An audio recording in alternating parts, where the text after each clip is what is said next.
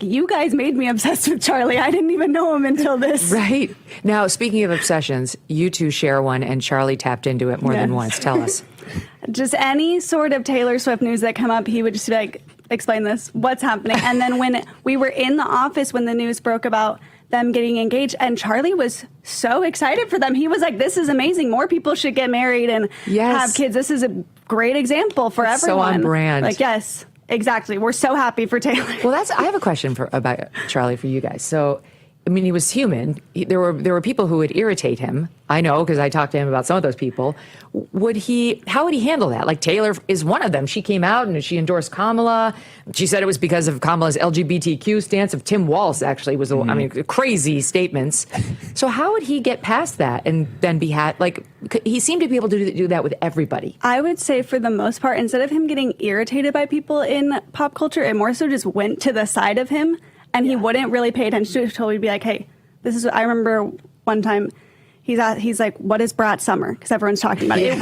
It didn't annoy him because he didn't even know about it. He was just so focused on what he needed to do. Yes. So we'd be like, Charlie, this huge thing is happening. So what we're gleaning here is Charlie was a nerd. Yeah, there you go. Which is fine. I mean, Andrew was telling me about how they intentionally made him not nerdy for the Prove Me Wrong segments. Like, maybe we won't wear the suit.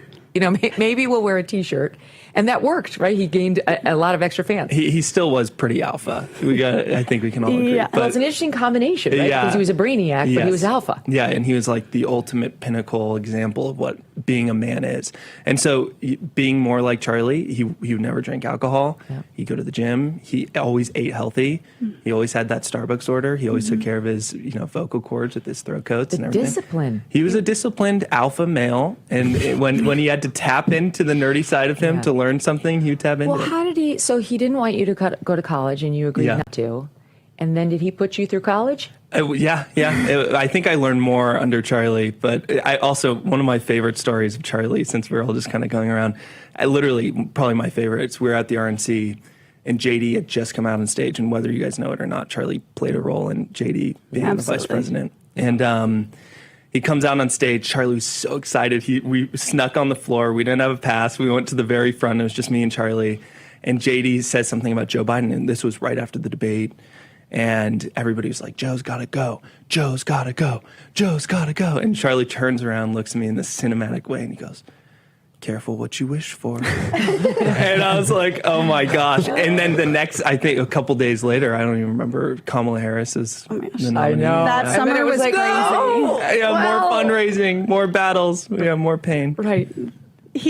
Charlie was very funny, and he had so many funny one-liners where he wasn't trying to be funny, but it was just those quick little ones. Like, I can remember on Juneteenth this year, he sent us a video.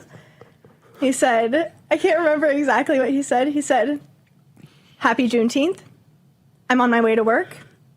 Go to work today. Everybody have a good day. You did not take off that national holiday. No, we did not. We were here working, but it was just those funny little selfie videos he would always send in our chats, where most of them would get posted on TikTok or stories or whatever.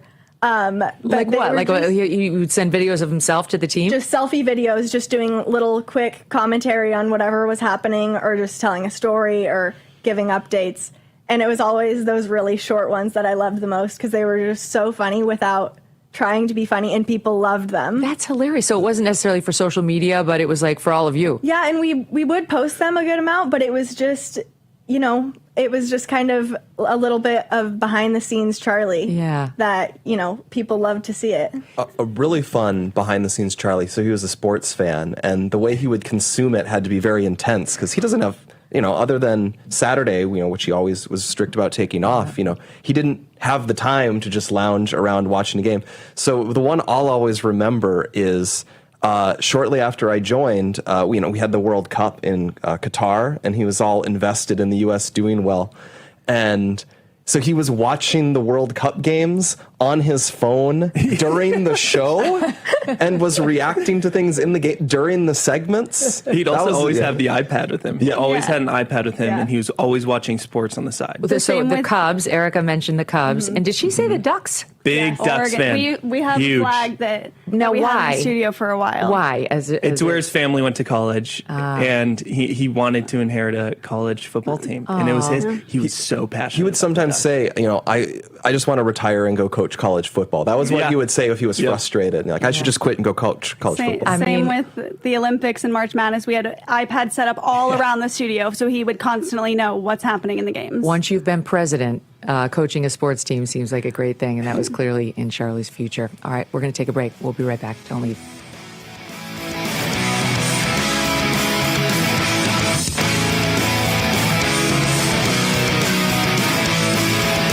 Yep, your worst nightmare. Your car broke down. Now you're worried if it's going to cost you a fortune in repair bills. Unless you already called CarShield, the legit #1 auto protection company in the country. When you're protected with a plan through CarShield, the process is smooth like ice and done in as little as 3 steps. 1. First, the tow truck takes your car to the shop. The cost of towing, covered when you got a plan through CarShield. Next, you probably need to get around while your vehicle's being repaired, right? 2. Plans through CarShield have rental car options too. Then comes the best part. 3. When you pick up your vehicle, you don't have a big repair bill to worry about. CarShield administrators get your covered repairs paid directly to the shop, so you're back on the road with no worries. Call now to get an affordable plan through CarShield for your vehicle before it's too late. When you call CarShield, whether you got a small problem like a power window motor that could cost a few $100s, or a big problem like an engine or transmission that could cost you thousands of dollars, you're taken care of. CarShield is the #1 auto protection company in the country, and their administrators have paid out more than $1 billion in auto repairs. That's billion with a B. CarShield is the choice that gives you the CarShield guarantee. Your rate never goes up, and your coverage never goes down, no matter how many claims you have. Look, it's inevitable. As your car or truck ages, the parts and components are gonna fail. It's not worth the risk. Call CarShield now. Waiting until your car breaks down is too late. Call CarShield for coverage on up to 5,000 parts and get the CarShield guarantee, where your rate never goes up and your coverage never goes down, no matter how many claims you have. Call 800-653-8201. 800-653-8201.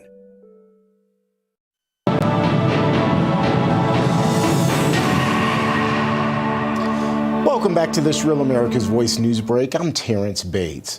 Air Force One is on the tarmac and taxiing for takeoff as President Trump is wrapping up his visit to England. He, of course, was there for a royal state visit and now is headed back home with still a full slate of things ahead on his agenda. It will be highlighted by Sunday's memorial service for Charlie Kirk in Arizona. The president will be on hand for that, also expected to be one of the speakers for that particular event. Just hours ago, though, the commander-in-chief, as we continue to watch him take off here, wrapping up a news conference with British Prime Minister Keir Starmer.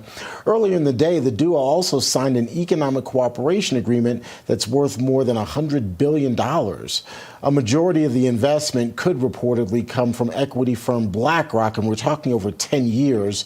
The British government reportedly expecting the investment package in general to create some 7,600 high-quality jobs in industries ranging from clean energy to life sciences. President Trump also using the shared stage with British Prime Minister Keir Starmer to share some breaking news about Afghanistan. Bagram, the big air base, one of the biggest air bases in the world. We gave it to them for nothing. We're trying to get it back, by the way. Okay, that could be a little breaking news. We're trying to get it back because they need things from us. We want that base back. But one of the reasons we want the base is, as you know, it's an hour away from where China makes its nuclear weapons. So a lot of things are happening. Again, we are watching Air Force One taxiing towards takeoff as President Trump is preparing to come home to Washington, D.C. He'll have the rest of the day and then, of course, tomorrow to spend at the White House, and then a busy weekend is ahead again as the president will be among many.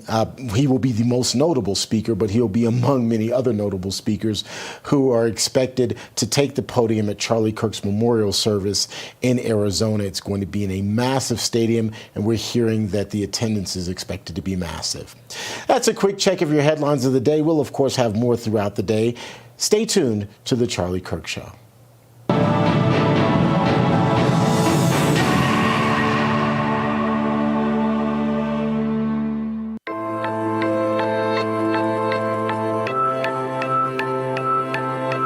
Welcome back, everyone. I'm Megyn Kelly. I'm sitting here on Charlie Kirk's set, and what an honor to be hosting his show today as we simulcast the Megyn Kelly Show as well. And I have to tell you, like, we've been joking in between the commercial breaks. Like, I don't know how it's been here for you guys, but this is the first. I haven't laughed this much in a week. I don't know. It just feels good to talk about him in a more lighthearted way because that's who he was. I mean, of course, the last thing Charlie would have wanted was for us to be all sitting around feeling sad, especially while talking about him. Yeah. So to me, this feels like an appropriate way of handling grief, too. Yeah. I'm joined now by two additional staffers for Charlie, Danny Phillip, and hold on, Nate Walker. That's correct. You're Nate, and you're Yes. Danny. And Catherine Locastro. Yeah, and you did all admin. You do all the Abby stuff. It's from the sound of it, like admin, organizing everything. Yes. This must be so hard. How are you handling all this? Yeah, thank you. I mean, it's been really special to have the team that we have to lean on each other and get through it together. I think it definitely has been incredibly busy, and it's kind of interesting to balance the grief and the busyness of everything. But I think the will to work is contagious. And I mean, I'm just following Mikey's lead and Erica's lead and trying to do everything that Charlie would have wanted, which is to keep going and to just work harder than ever. So, yeah, definitely busy. And The busyness is a yeah, blessing. It is. I mean, I it's agree. it's amazing. Charlie's life work is keeping everyone occupied in a way that I think is good and is like, productive. So Nate, tell us what you did for Charlie. Yeah, I was Charlie's executive assistant. The day-to-day Charlie, make sure he has his food, water, clothes, all the stuff that he doesn't need to think about. I would do for him. And Clothes. How'd you yes. do clothes? Yeah, you figure that out. It was difficult. Not the easiest job. We have the but clothing racks in the warehouse. Yeah, some days I would just have to guess, figure out what is Charlie going to want to wear today, and sometimes I'd be right, sometimes not. But Well, can it I was ask you? awesome. This is not to take it to a darker place, but we're all wearing these freedom shirts, the same shirt that Charlie was wearing Yeah. on the day that he was killed. What is there a story behind this shirt? Yeah, so we usually bring a couple shirts to the campus stops, and I asked Charlie in the car. I go, Charlie, what shirt do you want to wear? He goes, I want to wear the freedom shirt. That's not controversial. What were the other options? Ooh, I can't remember. Like, what does exactly. did he wear? Like the one that my son has with Trump giving double middle fingers? No. missed twice? Not those ones. It would always say something: "Never surrender. Here I am. Yeah. Freedom." It was he liked his short taglines. I was actually, when you guys asked if I would wear this on the air, I was so honored, and I feel like I have such a treasure having this shirt. Yeah. You know, this is such a treasure now. Danny, what'd you do for Charlie? So I did like research and prep for him for the show. Oh, wow. Meetings, events. That's a heavy lift. Yeah, stuff like that. Because So- he was meticulous. Yeah, and then it would also be like, okay, 5 minutes before the event starts, I need more on this. So find more on this specific person or something like that. So it was always something. Like, what was he like in that way? What would interest him?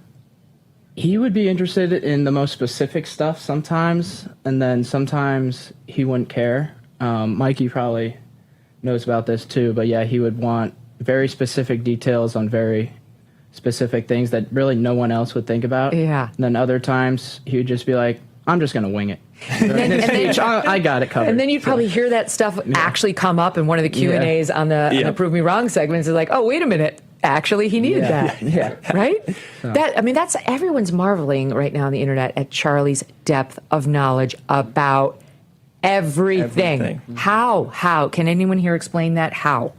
Yeah, he was diligent, as we said earlier on the show. Was he constantly studying? Constantly studying, reading a book, and his time management was impeccable. If he didn't have time to read a book, he'd have Blake read a book for him, Danny read a book for him, Wow. and he'd have people come out and mentor him and talk to him about details. And Frank Turek would be here, and he would pour into Charlie, and Charlie would be taking meticulous notes and study it, and then everything was focused towards his campus tours. He wanted to give knowledge that he could glean from the world to all these students across America. That's an interesting question. Were the campus tours his dominant focus, or was it the big student events, or was it the show? It was everything. Oh. It was everything, and how he was able to manage it all, I don't think anybody will really know. And he slept, and he still was able to do normal human things while managing a million tasks. I can't imagine you trying to get him to like sit down with you and go over logistics when he is this, busy and important. Corralling him and Mikey was definitely a challenge at times, but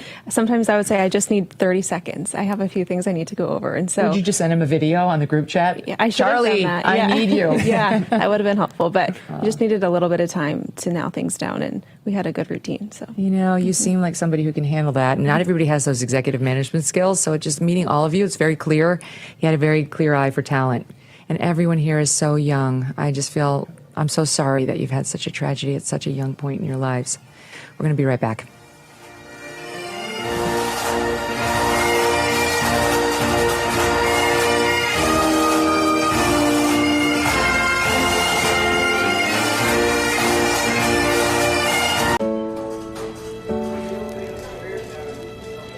Hey, just want to say thank you for your service. Yeah, sure.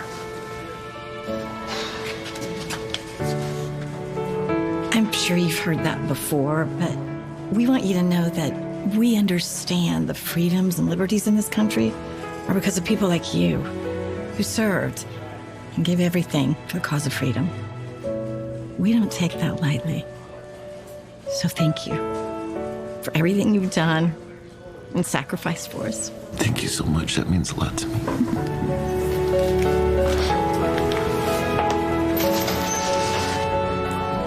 We're ready for our ticket. It's been paid.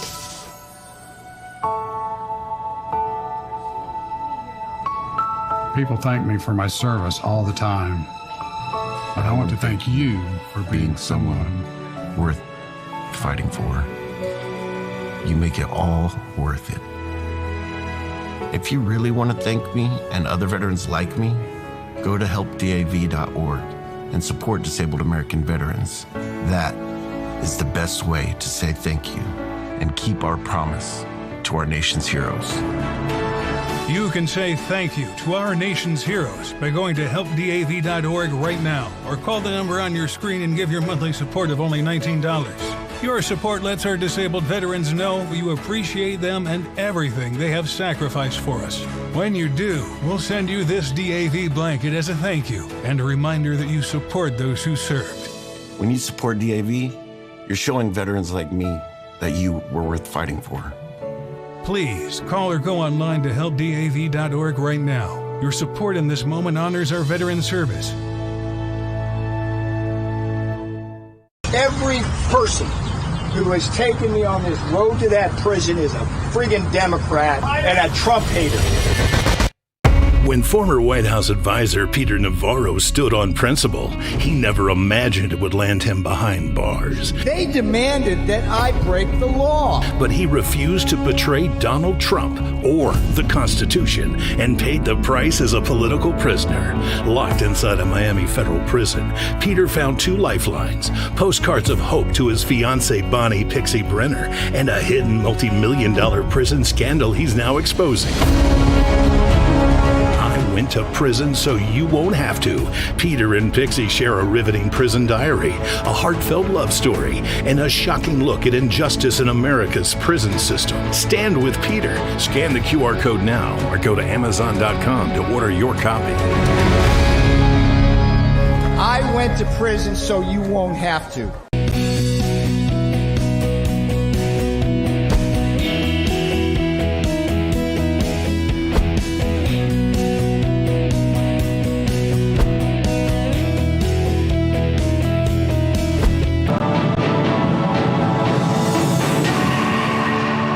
Welcome back to this Real America's Voice news break. I'm Terrence Bates.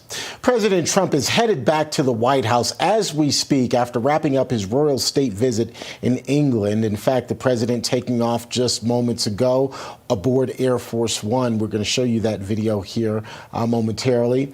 The commander-in-chief wrapping up a news conference with British Prime Minister Keir Starmer even before taking off, though. And then earlier in the day, the duo signed an economic cooperation agreement worth more than $100 billion. A majority of the investment would reportedly come from equity firm Blackstone over 10 years. The British government also expecting the investment package to create some 7,600 high-quality jobs in industries ranging from clean energy to life sciences. President Trump using the shared stage with his British counterpart to share some breaking news when it comes to Afghanistan. Bagram, the big air base, that one of the biggest air bases in the world, we gave it to them for nothing. We're trying to get it back, by the way. Okay, that could be a little breaking news. We're trying to get it back because they need things from us. We want that base back. But one of the reasons we want the base is, as you know, it's an hour away from where China makes its nuclear weapons. So a lot of things are happening. Back here at home, a 24-year-old is dead after investigators say he killed 3 police officers and injured 2 others. Those other 2 are in critical condition. It's the latest brazen attack involving a 20-something to grip the nation. The murdered officers were honored with this procession Wednesday night following their killings during a domestic-related investigation. Pennsylvania Governor Josh Shapiro condemning the attack, and U.S. Attorney General Pam Bondi calling violence against police officers a, quote, scourge on our society and never acceptable. The suspect was eventually shot and killed by police. The president making headlines from across the pond for his plan to designate Antifa a major terrorist organization. He made that announcement in this Truth Social post, calling the group a, quote, sick, dangerous, radical left disaster. The commander-in-chief says he'll also be strongly recommending that the people funding the left-wing group be thoroughly investigated. The self-proclaimed anti-fascist group is known for its various demonstrations that sometimes end with violence and destruction of property. Late-night host Jimmy Kimmel is the poster child for the idea that words have consequences. ABC has suspended his late-night show, Jimmy Kimmel Live, indefinitely over comments he made about Charlie Kirk's murder.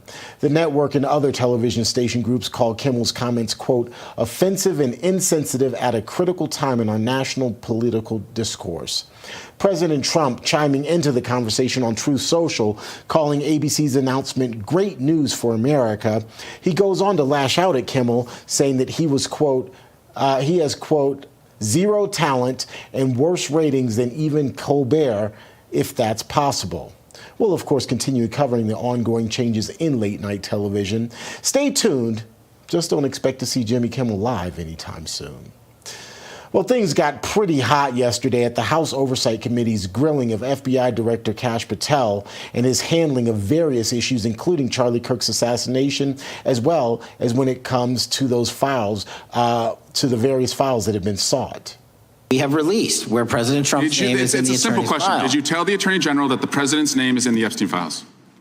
During many conversations that the Attorney General and I have had on the matter of Epstein, we have reviewed. The question is simple. Who did you tell the Attorney General that Donald Trump's name is in the Epstein files? Yes or no? Why don't you try spelling it out? Yes if you're or gonna mock no, Director? Use the alphabet. Yes or no? No, A, B, C, Director, E, F. it sounds like you don't want to tell us. Did you tell the Attorney General that Donald Trump's name was in the Epstein files? Why don't you try serving your constituency by focusing on reducing violent crime in this country and the number of pedophiles that are illegally harbored in your sanctuary cities in California? I'll work with you on that. Also happening on Capitol Hill, House Republicans could begin debating the latest stopgap measure to keep the government funded through November 21st, as soon as today. On Wednesday, the measure cleared a test vote in the House, setting the stage for House Republicans to get the continuing resolution passed. While the GOP conference can move the CR to the Senate if it stays united, Senate Republicans will likely need some Democratic help to keep the government funded. That's a quick check of your headlines. I'm Terrence Bates.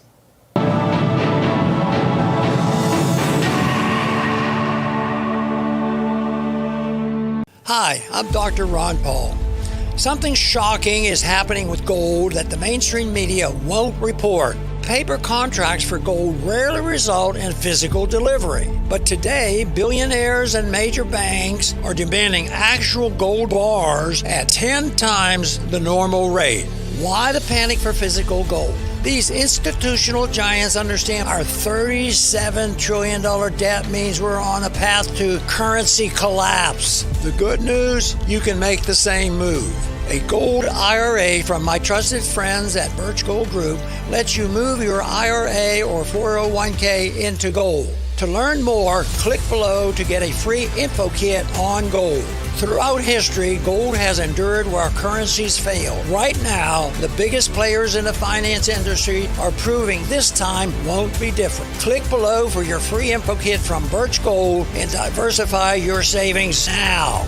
I'm a J6er. I spent 1,143 days in prison. About a year in prison. 4 years out of an 18-year sentence in prison. J6ers have been treated like terrorists. And we need your help. Stand in the Gap was founded to stand in the gap for J6ers working to rebuild their lives after being incarcerated. For just $10 or more, you can help these patriots get back on their feet again. Please scan the QR code to donate $10 or more to support these American patriots. Thank you for standing in the gap.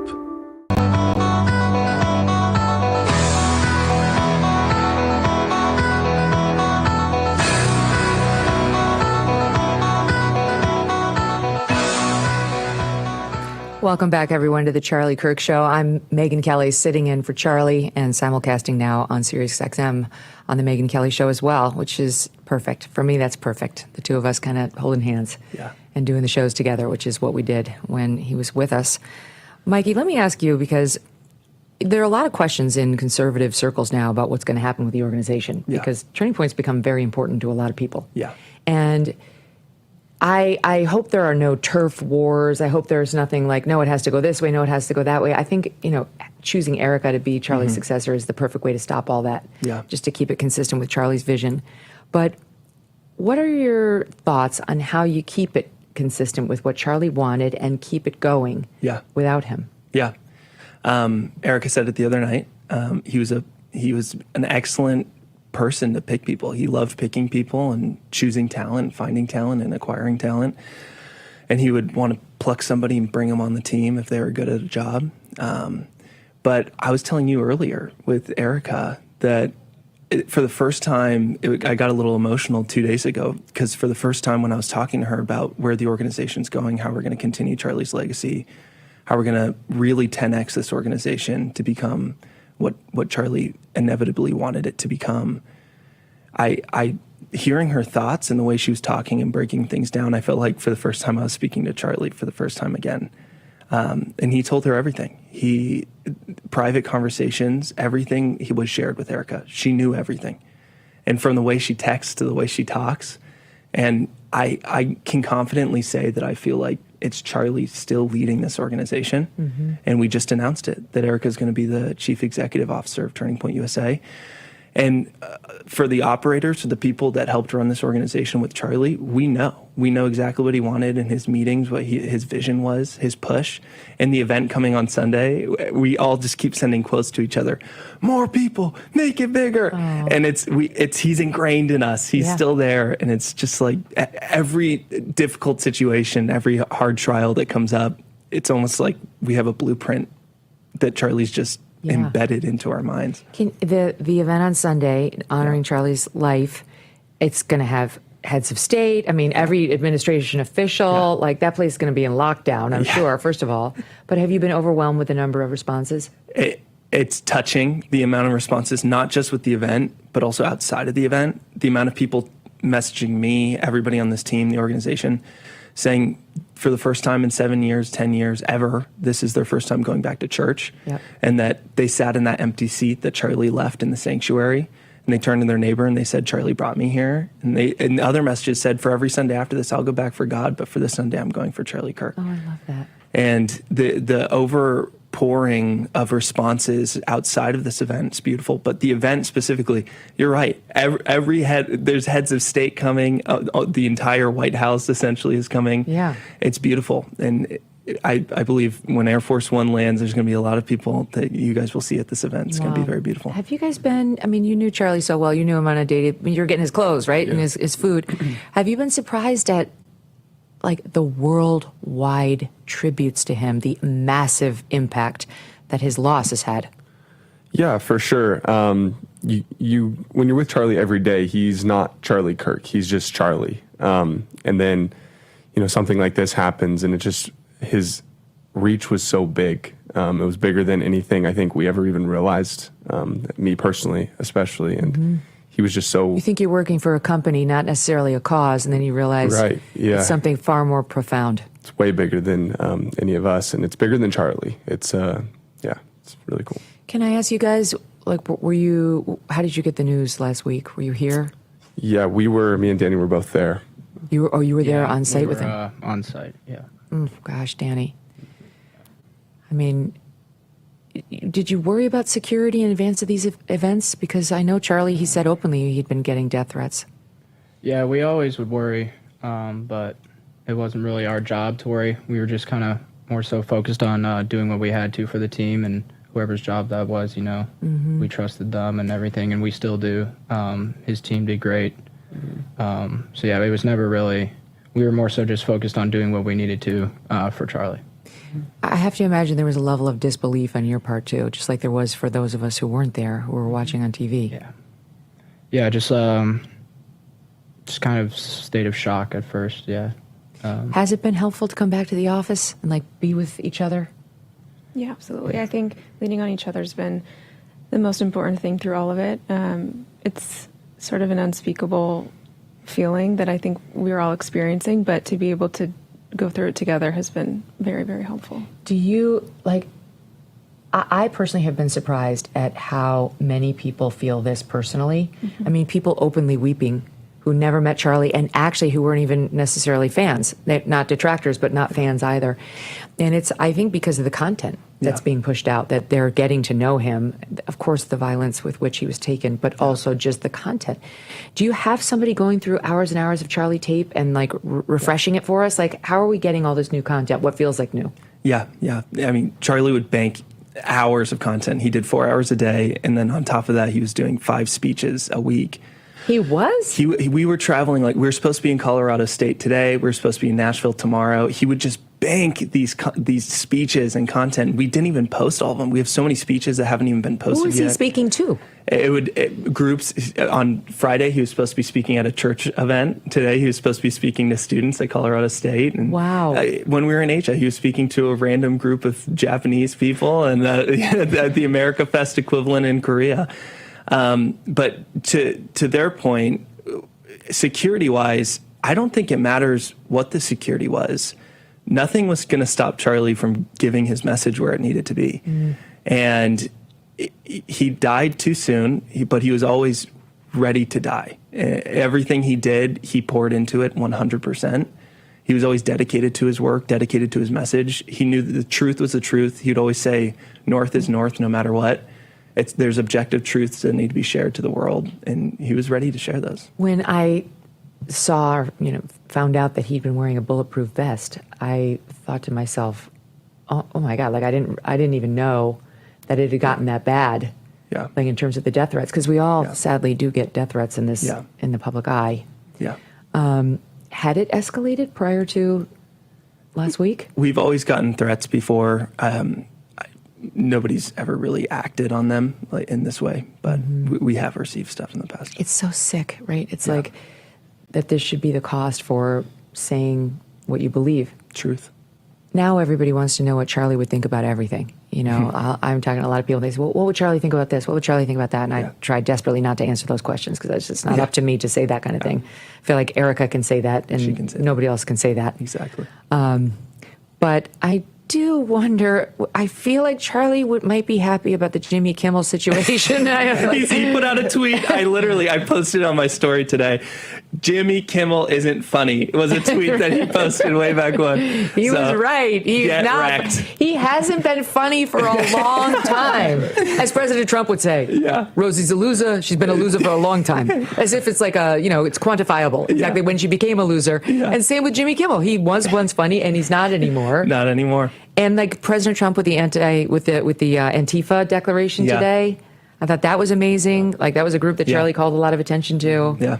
And obviously may have had some connection to what happened last week. But what do you make of the Kimmel termination. I love it. It's just indefinite suspension. Sweet justice. Yes. I think we are all waiting for it. It's a shame. I mean, Charlie's seeing it and he's loving it, but to only see his reaction to it would have been priceless for all of us who work so closely with him. But yeah, we love it. Nobody thinks Jimmy Kimmel's funny anymore. No. So, and the nerve of that guy to suggest that this guy was MAGA. I know. Like, disgusting. There was no way he was getting away with that. And we're going to talk more about that when Walter Kern joins me next. He's got lots of thoughts. You guys, I think I speak for everyone when I say we are all sending you all of our love, all of our support. I am, of course, willing to do whatever it takes to keep Turning Point going forward as robustly and strongly as ever. And I know everybody out there is feeling it in terms of donations. You guys just keep telling us what you need, and we'll all be there. Much love to you. Thank you.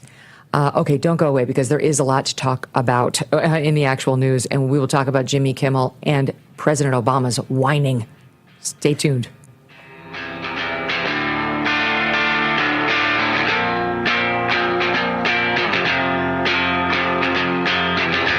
No matter what you drive, there's only one guarantee. It's gonna break down. I had a sensor light up on my dashboard. There was a popping noise. The last thing I remember is just the engine cut out. Your next breakdown could be anytime, anywhere, whether you've got the money to fix it or not. It was a thermostat, $2,600. Seat sensor, $1,400.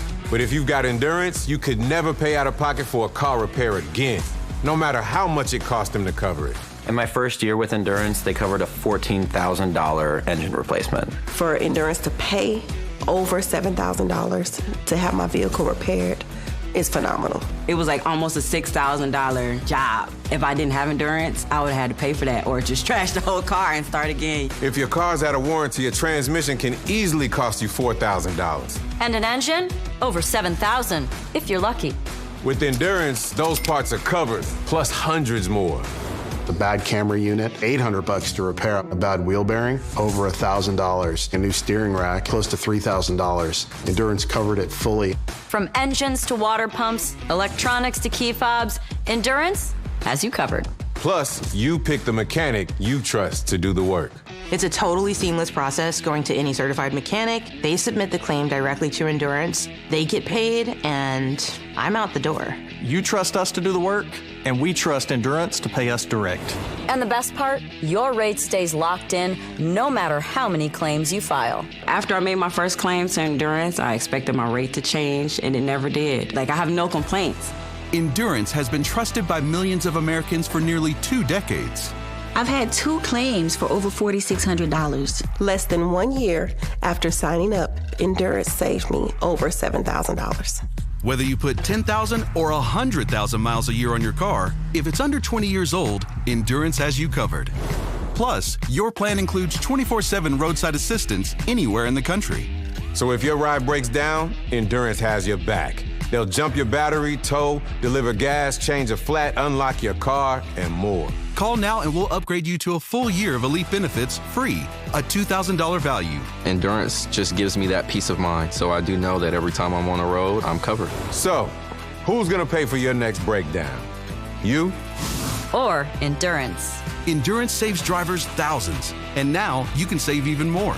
Right now, you can get $300 off any plan, plus a year of elite benefits, a $2,000 value free, all backed by a 30-day money-back guarantee. But you have to act now. Remember, out of warranty doesn't mean out of options. Call Endurance and see how much you can save. Call 1-833-496-5095 for a free quote. That's 1-833-496-5095.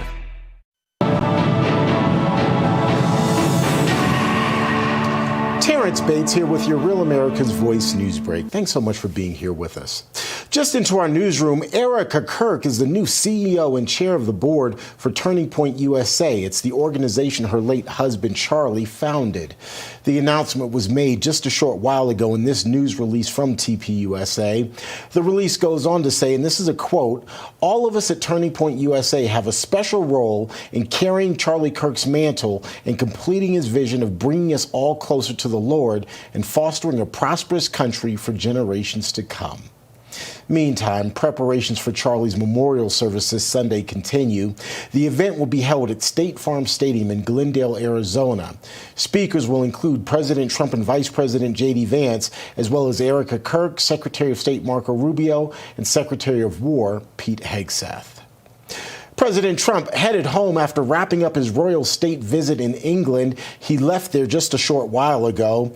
As I mentioned, he'll be in Arizona on Sunday to honor Charlie Kirk. But first, the commander-in-chief spent the morning making deals. He signed an economic cooperation agreement with British Prime Minister Keir Starmer worth more than $100 billion. A majority of the investment will reportedly come from equity from Blackstone over 10 years.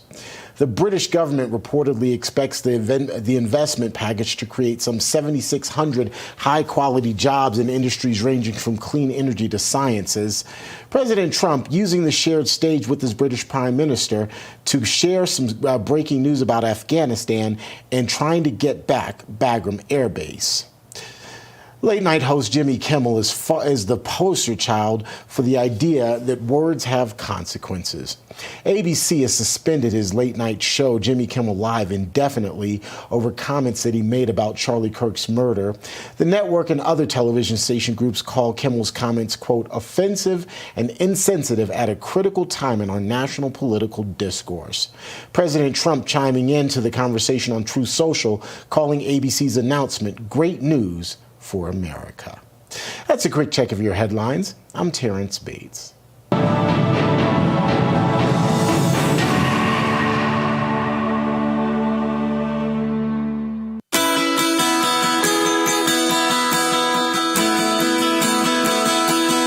Welcome back, everyone, to the Charlie Kirk Show. I'm Megyn Kelly. It's completely an honor to be sitting here in Charlie's studio, wearing the Freedom shirt and talking with Charlie's staff and about how Charlie lived his life. It's amazing here. Everyone is young. Everyone is energetic. Everyone is, in a weird way, upbeat. And by that, I mean, like, they're obviously in deep grief, but they are finding a way to laugh with one another and be with one another and forge forward. And I will tell you, this is the most optimistic I have felt since 8 days ago about the future of Turning Point. I just feel like these people, we are in good hands. Like, this organization will go forward and they can do it. Not only can they do it because they knew Charlie very well and they knew his vision and they'd been doing it, but you can just tell it's a family and they are more committed now than ever to making sure that this organization stands and grows and becomes even stronger than it is right now. And it's going to be, hopefully, other than logistically, it's going to be easy because they have the support of the world right now. And they also keep getting bits of good news here and there. Like last night, the decision that Erica Kirk will take over as the CEO of Turning Point. Just saying it gives me the chills. It's exactly, of course, what Charlie would have wanted. You know that from the tape you've seen of the two of them in what was one of the most beautiful love stories any of us has ever witnessed. And inspiration, even to those of us who have been married for 18 years and are already happily married, to do even better, to try even harder, to make our spouse even happier. And think of what somebody like that can do at the top of this organization in the name of her husband. I mean, it's going to be something to watch and participate in. They need everybody's help. One of the other pieces of good news is that Jimmy Kimmel is no longer on the air, and we're absolutely thrilled. We won't miss him at all. And frankly, all the liberal tear crying all over X is only making it better. What's the opposite of salt into your wounds? Sugar? I don't know. Balm? It's wonderful to see them upset. I'm sorry, but it's like Stephen L. Miller, who's not to be confused with Stephen Miller, the Trump administration senior official. Stephen L. Miller, he's been on the show before. He's very clever. He's a great Twitter follow, and he tweeted out or posted on X, national media being more upset at Jimmy Kimmel losing his show than they are at Charlie Kirk losing his life is kind of proving the point. I couldn't say it any better than that. That's exactly it. They're way more upset about this news, about this guy, this talking head who's been such a buffoon for so many years, doing nothing other than being unkind. I'm trying not to swear. It says right here on the top of my packet, reminder, no swearing, because I'm on Charlie's show now. He's so wholesome. But in any event, being such a jerk for so many years, losing his show, no one cares. Most normal people don't care. Walter Kern, do you care? He's my guest now and joins me via satellite. Walter, your thoughts on Jimmy Kimmel and the leftist meltdown? Well, let me say something first. 2 months ago, Charlie asked me to be on this show. I had never been on it before. And I said no, I was too busy. I would get to him this fall. Well, he's not here. And now I'm on his show with him not on Earth, which is a lesson to us all. Don't put things off. Don't take things for granted, and how quickly and terribly things can change. So I'm sorry, Mr. Kirk. Oh, Walter. I'm sorry that I delayed too long. Anyway, what do I think of Jimmy Kimmel? Well, I do a little showbiz. I write screenplays. I've had movies made of my books. I've written on TV shows. Jimmy, that's showbiz. You weren't funny. You weren't any good. You wished death on half of your audience in not so subtle ways. Hey, Wheezy, rest in peace. You made a false claim that this case had been cracked and the culprit was MAGA. In other words, half the U.S. public. Now you're gone, and you're gone legally, and I think legitimately, because ABC leases the public airwaves in order to make money. And that lease comes with conditions, and that is that it serves the public good, basically. That's right. And it wasn't serving the public good. It was acting on behalf of a regime. It was acting on behalf of its pharmaceutical advertisers that keep it supported. It was slanting not just the news, but every joke. It's not cable. Greg Gutfeld is not comparable. He's on cable news. Those are private wires that are laid in the ground. This is the public airwaves, a stage that we give people on the condition that they use it with decency and some sense of fairness and fair play, and in the interest of all of us who own it. We own that station. We merely lease it to EBC. That's right. And now they're finding out the hard way that there's a new sheriff in town at the FCC who actually is going to start enforcing these rules and regulations. I got to take a quick break, but we're going to pick it up right here when we come back. And I'll tell you what Jimmy Kimmel has been saying in response to the news. Don't go away.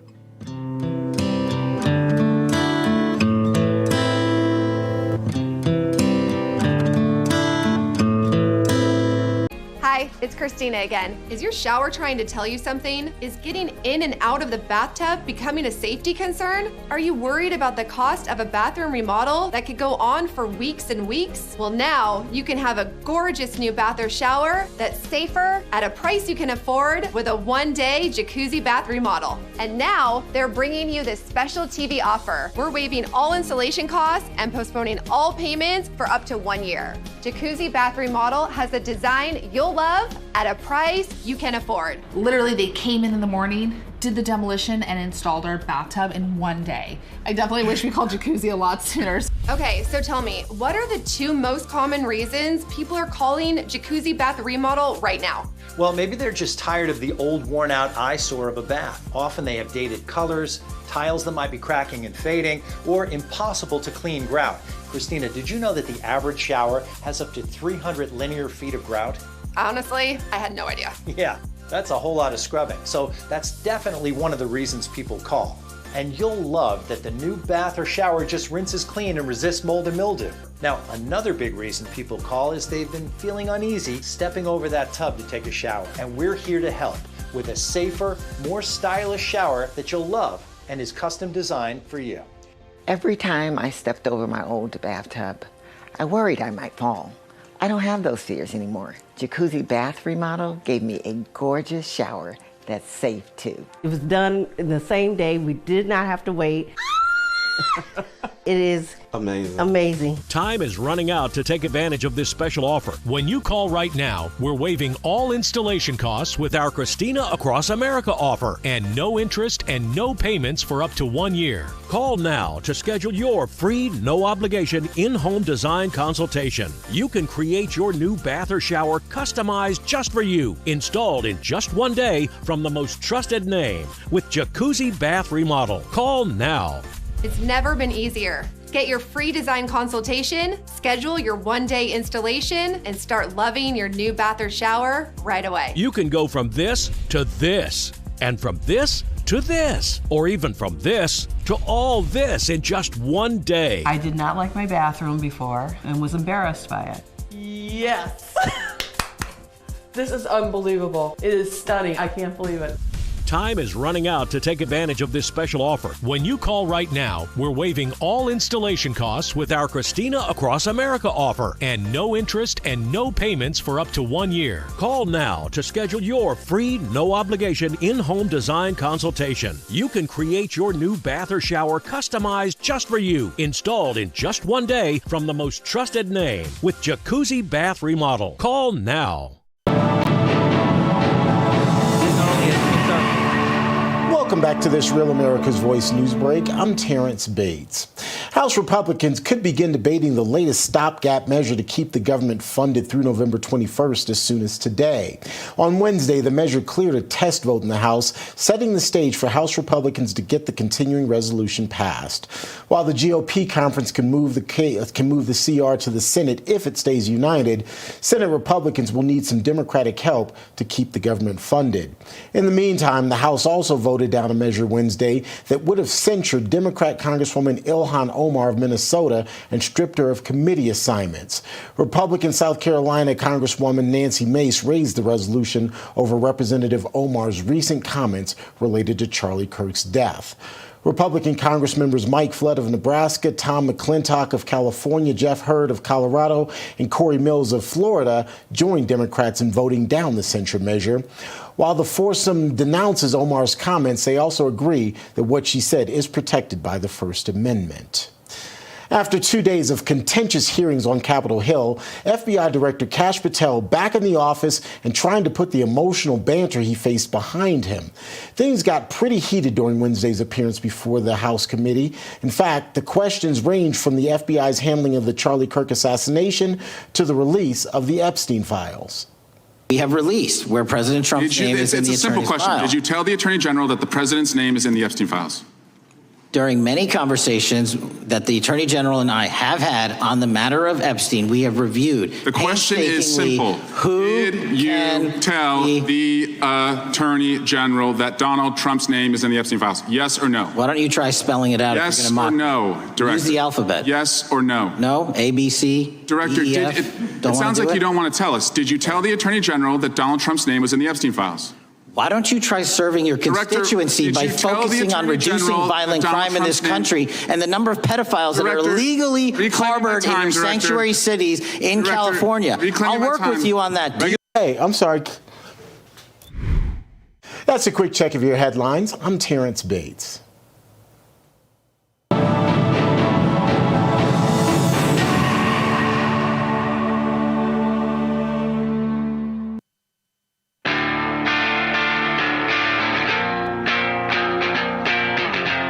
The voice of generations is The Charlie Kirk Show. Welcome back to The Charlie Kirk Show, which goes on just as Charlie would want it to. He's got millions of fans now across the world, and so many who listen to the show and depended on Charlie to bring them the news unfiltered and with his brand of straight talk. And I'm honored to be here doing that for him today. And a shout out to the Megyn Kelly Show listeners, too, who are listening on SiriusXM and on our pod as well.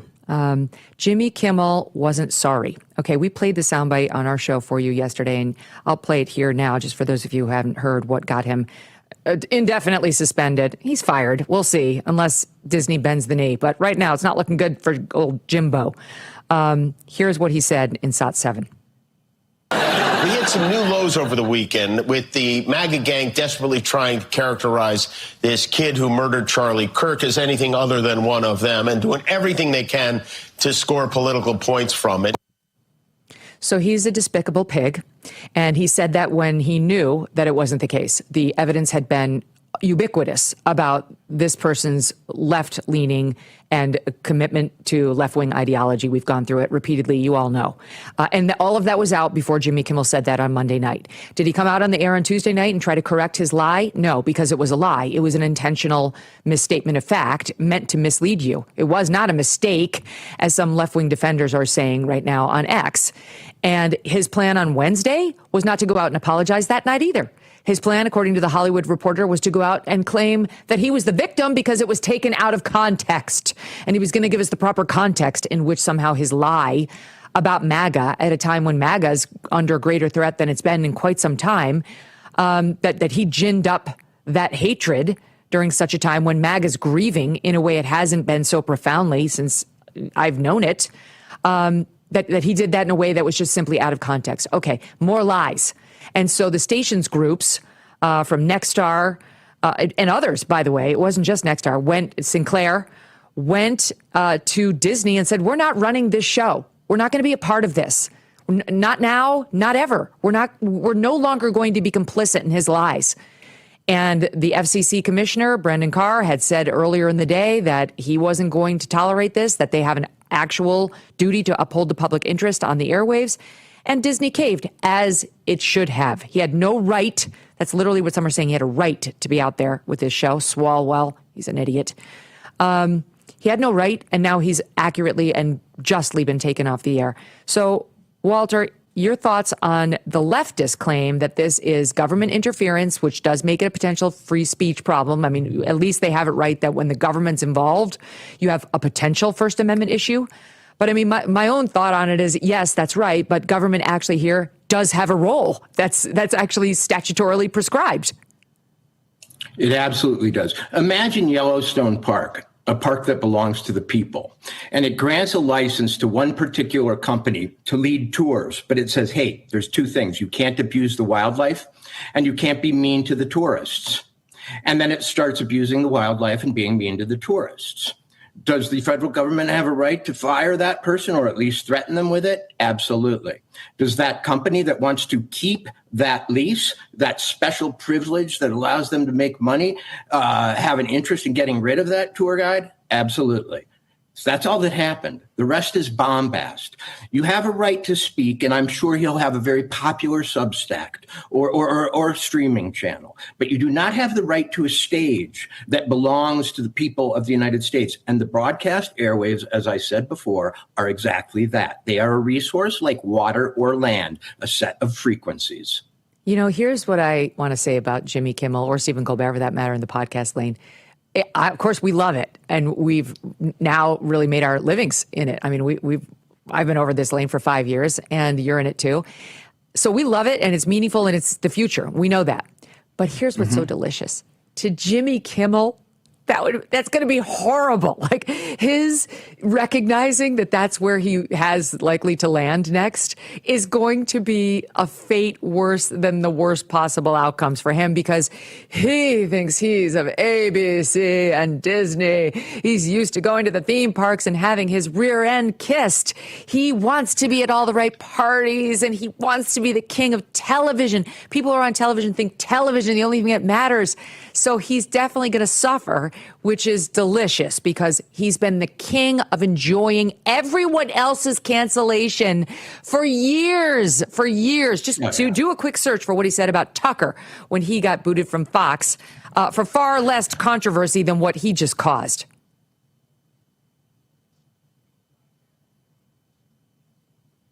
You there? No, there's no SOT, Walter. That's just me asking for your opinion on it. I was waiting for it. Yeah, I thought that was a big lead up. No. I thought that was a drum roll. Listen, let's get some realism in here about show business and about network news and so on. Jimmy Kimmel was on his way out. Trump predicted that he was next after Colbert months ago.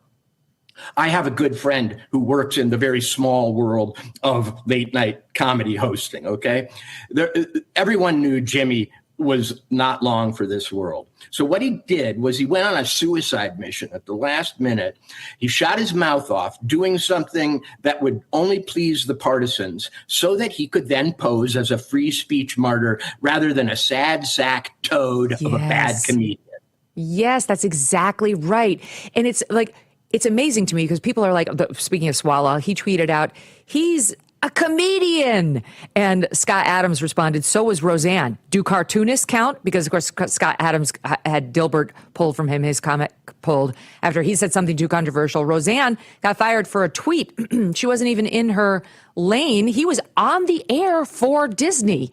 Jimmy Kimmel was. And let's not forget, they fired, I tweeted this out last night, Walter, ABC, the Mouse fired Chris Harrison, who hosted The Bachelor, because a bachelorette was unearthed to have had pictures at an antebellum themed party years ago. And he said, oh, geez, shouldn't we judge her by like the way we were at the time as opposed to the way we are now? They fired him. His career never recovered. So why wouldn't they get rid of Kimmel for this? Bill Maher was fired from his show Politically Incorrect, if I'm not mistaken, because he said something about the 9/11 hijackers. He said whatever else they weren't cowards because they were willing to die for their cause. Yeah. Okay? Yep. He got canned. He's got his butt. Sorry, I almost swore. I know, we're not allowed. No swearing. It says here, right here on my list. $500 a turning point for every swear that comes out of my mouth. But they kicked his butt off the air, and that's not a swear. And he came back because he was talented, because he had a loyal fan base. And he, I was on his show a couple of weeks ago. Jimmy Kimmel can land on his feet if he wants, but I doubt he will, because the real wonder of it all was that Jimmy Kimmel lasted on the air for as long as he did. He was he had some guardian angel. He didn't have to be funny. He didn't have to pull ratings. He didn't have to speak to half America. He was allowed to insult people at will. He actually campaigned on stage. I just saw a clip this morning of him giving a long talk to Republicans in his audience about why they shouldn't vote for Trump. He wasn't news. He was worse than news. They used him to do things that news isn't allowed to do, like lie. Yeah, exactly. So now he's reportedly very angry. This is what the trade rags are saying, is that Jimmy Kimmel is furious that this has happened to him, as though he is a passive victim who is really just martyred here because he didn't do anything wrong. It was just taken out of context, and the mean, bad television executives are out to get him. And meanwhile, I just have to get this out. You've got people like on the left, like Ben Stiller, and there are many I could pick on, but I'm going to pick on Ben Stiller here, who decided to tweet out about this, about Jimmy Kimmel's indefinite suspension. This isn't right. Okay. It's not that pointed, whatever, it's fine. This isn't right. That's his belief. We went back just to see if he had said anything about Charlie. Nothing.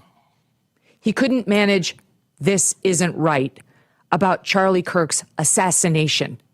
But he wants us to feel bad for Jimmy Kimmel, Walter.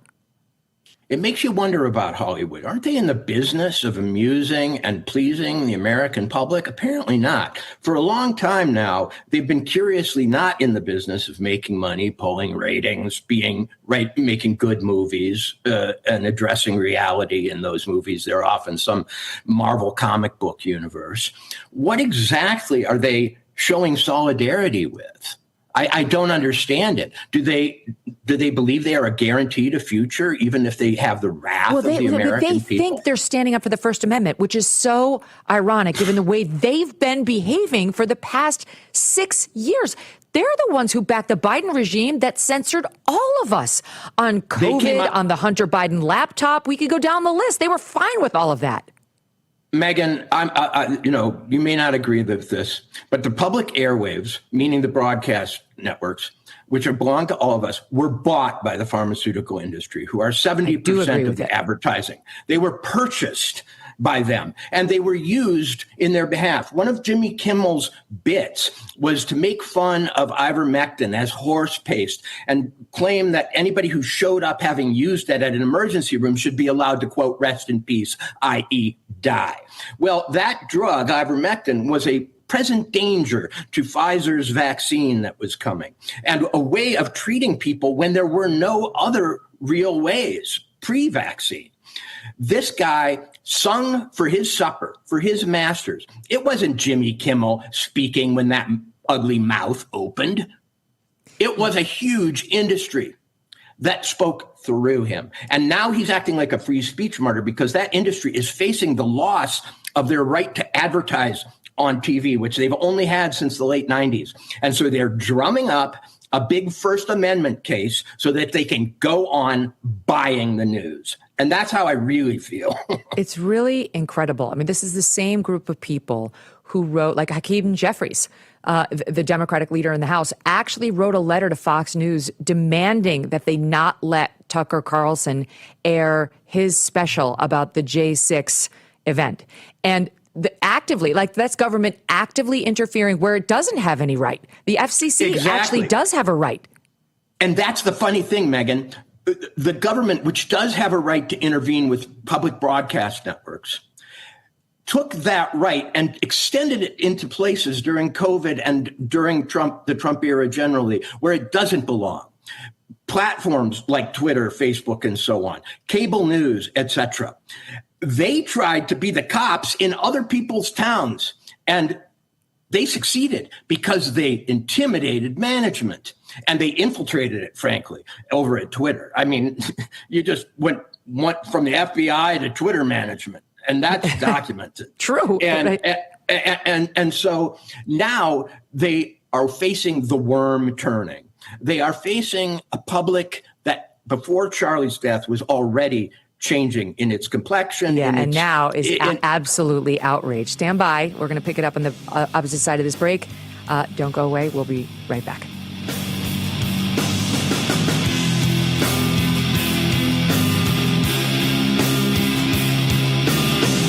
Yep, your worst nightmare. Your car broke down. Now you're worried if it's going to cost you a fortune in repair bills. Unless you already called CarShield, the legit #1 auto protection company in the country. When you're protected with a plan through CarShield, the process is smooth like ice and done in as little as 3 steps. 1.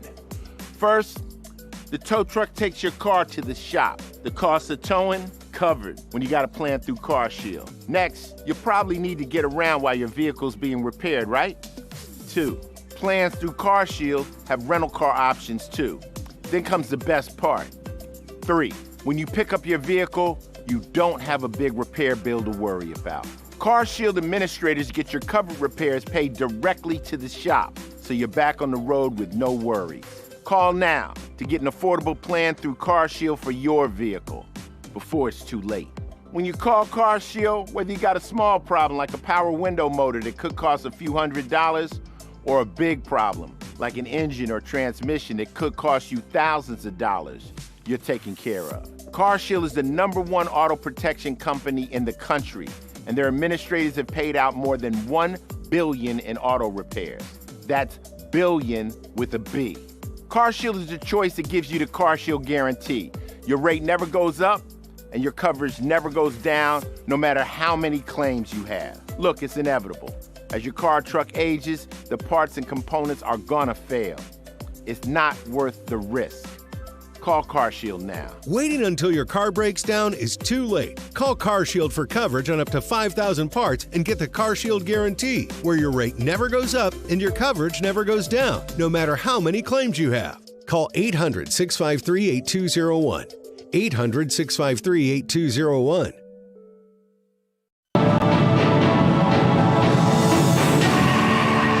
Welcome back to this Real America's Voice news break. I'm Terrence Bates.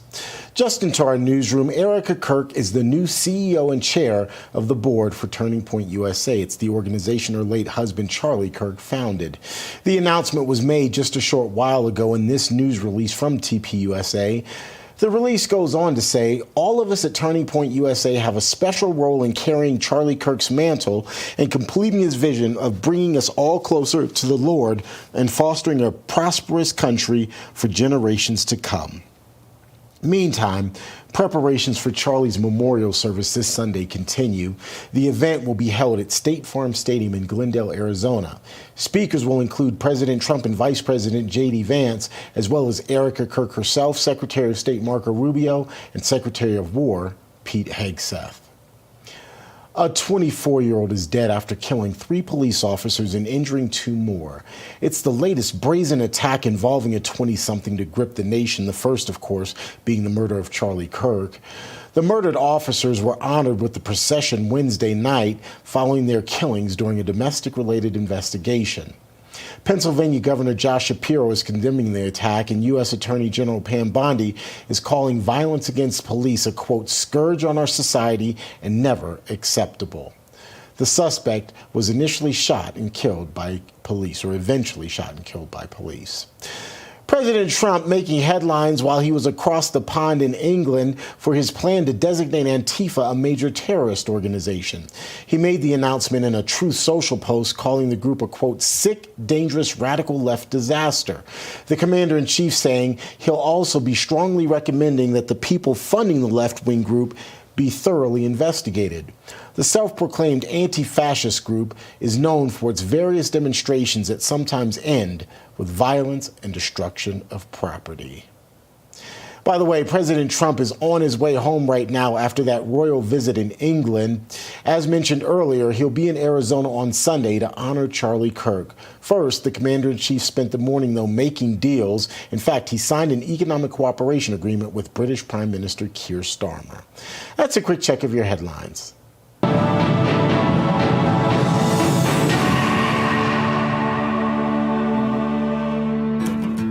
Welcome back to the Charlie Kirk Show, which goes on, just as Erica Kirk said it would. We are all going to help. All of us who love Charlie will make sure his show goes on, his legacy goes on, his events go on. That one of our most beloved sons is gone, but his movement is not gone. And it is up to all of us to make sure it thrives. I hope you'll all join me in supporting TPUSA. It'll be an honor for us all. Walter, where do you think this goes? Where do you think all this grief and love and the complicated feelings the country's having right now goes? Well, the history of civilization suggests that true martyrs, people who die for their beliefs and die when enacting peaceful strategies. They're not in war, they're not in bitter conflict. Those are the most influential people in history. I mean, the most influential person in Western history was one of those, but we have many cases.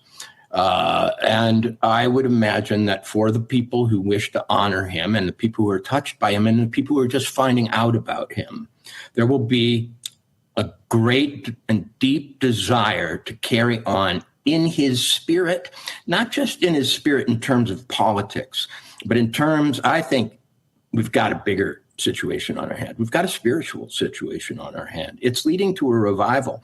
I've got kids who, I'm not talking about my own kids, who I know in their 20s, young guys, sitting around in their apartments, drinking beer, doing their first jobs, who are having deep conversations and texting me, hey, Walter, what do you think about this? Where it says in the Bible, I wasn't aware you guys knew there was a Bible. This is happening in the last week. That is a movement of the spirit, and America has had revivals that have determined its history several times. On the other side, in terms of those who are hostile to it, I think they look like a bunch of screaming banshees who have had the lights turned on while they engaged in dark practices, and they're exposed. I think that this is, to some extent, out of our hands. It's up to us to hold the standards of civil discourse and other values that Charlie held dear, even dearer than he did. He was obviously the threat. What he was doing, he wasn't a rabble-rouser. He was a debater, and he was a spiritual person. And that they identified as the biggest threat, which is why they eliminated it. That means to me that emulating his behavior is the biggest threat and the most powerful tool. And so I think people will pick it up. And I think things will change because I think the reestablishment of decency, first of all, common decency, which is all they're trying to do in this ABC case. But it looks like radical action, and they call it fascism now because we haven't observed any common decency for so long in this country. It's so true. I think things will change for the better. I really do, Megan. They may get intense. They may be loud. They may be fractious. But I don't think that the release of a spirit like his into the public mind with the intensity and the drama around it that surrounds his death can't help but be a good thing. Yeah. And it's in those who don't accept his goodness and let it infuse them with the Holy Spirit and a renewed drive to stand up for the things we know are true, but instead go to the dark place of mocking him or what he stood for. God help them. God help them, because their future is dark and it's grim and it's depressing, unlike what the rest of us are about to do, which is going to be uplifting and uniting and could just save this country. Walter Kern, I feel invigorated. And I was not someone watching Charlie Kirk every minute. I'm a little bit old for the people he was trying to address. But boy, I'm not too old now. Amen. Thanks for being here. Really appreciate it. We'll talk again soon. I want to say thanks to all the folks here at Turning Point. They've taken such good care of me, not just today, but over the years. And encourage all of you to believe in this organization and get behind Erica, because let me tell you, being here, I can see it. Their future is bright. These are dark days right now, but their future is bright. We're going to say goodbye with the following clip, SOT 19, the crowd outside of TPUSA.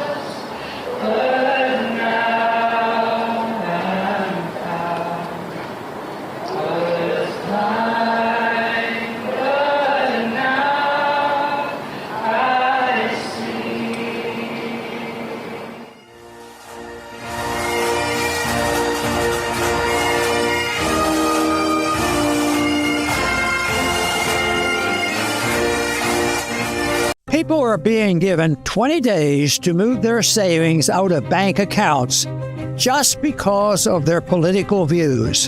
In fact, a conservative billionaire in Washington, who you know very well, was forced to transfer hundreds of millions of dollars.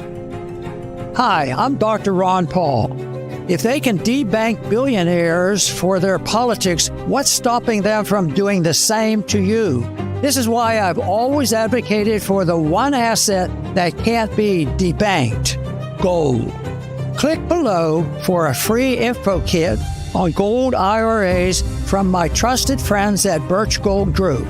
For thousands of years, while paper currencies and banking systems failed, gold has preserved wealth. Even billionaires are learning this lesson the hard way. Don't wait for your own 20-day notice. Click below for your free info kit on gold IRAs. How does the world's most trusted dog expert keep his own dog so healthy? Hi, I am Cesar Milan. In my 20 years rehabilitating dogs, I've seen too many struggle with health problems that no amount of training could fix. Then I discovered it wasn't the dog, it was their food. Fortunately, I found veterinarian Dr. Marty.